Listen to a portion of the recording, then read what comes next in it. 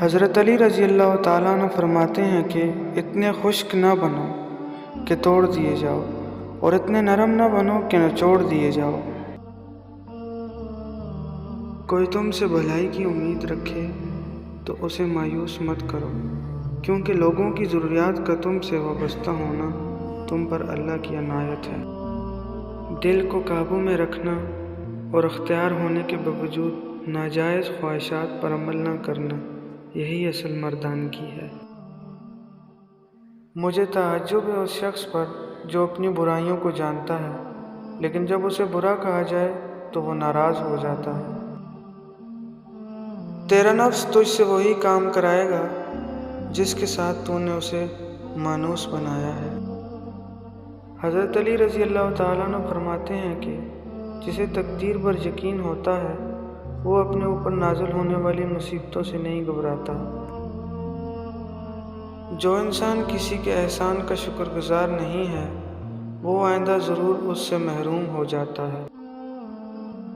رشتوں کی خوبصورتی ایک دوسرے کی بات کو برداشت کرنے میں ہے۔ بے عیب انسان تلاش کرو گے تو اکیلے رہ جاؤ گے۔ اپنے اندر پرندوں کی طرح عاجزی پیدا کرو جو آسمان کی بلندیوں کو چھو کر بھی اپنی گردن جھکا کر کے رکھتے ہیں۔ ہمیشہ ایسے شخص کو چنا کرو جو آپ کو عزت دے، کیونکہ عزت محبت سے کہیں زیادہ خاص ہوتی ہے۔ حضرت علی رضی اللہ تعالیٰ عنہ فرماتے ہیں کہ دوستی اور محبت ان سے کرو جو نبھانا جانتے ہوں، نفرت ان سے کرو جو بلانا جانتے ہوں، اور غصہ ان سے کرو جو منانا جانتے ہوں۔ ہمیشہ اپنی چھوٹی چھوٹی غلطیوں سے بچنے کی کوشش کرو، کیونکہ انسان پہاڑوں سے نہیں پتھروں سے ٹھوکر کھایا کرتا ہے۔ تمہارے والدین تمہیں بچپن میں شہزادوں کی طرح پالتے ہیں، لہٰذا تمہارا فرض بنتا ہے کہ ان کے بڑھاپے میں ان کو بادشاہوں کی طرح رکھو۔ برے انسانوں کی صحبت سے پرہیز کرو، کیونکہ وہ تلوار کی طرح دیکھنے میں خوبصورت اور اثر میں خطرناک ہے۔